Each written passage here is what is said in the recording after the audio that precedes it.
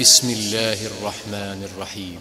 لم يكن الذين كفروا من أهل الكتاب والمشركين منفكين حتى تأتيهم البينة، رسول من الله يتلو صحفا مطهرة فيها كتب قيمة، وما تفرق الذين أوتوا الكتاب إلا من بعد ما جاءتهم البينة، وما أمروا إلا ليعبدوا الله مخلصين له الدين حنفاء ويقيموا الصلاة ويؤتوا الزكاة وذلك دين القيمة. إن الذين كفروا من أهل الكتاب والمشركين في نار جهنم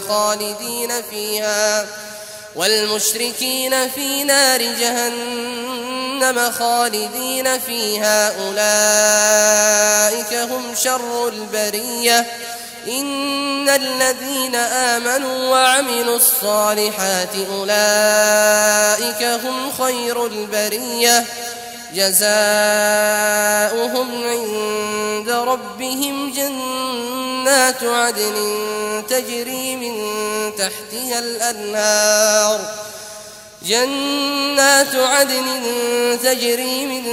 تحتها الأنهار خالدين فيها أبدا، رضي الله عنهم ورضوا عنه، ذلك لمن خشي ربه.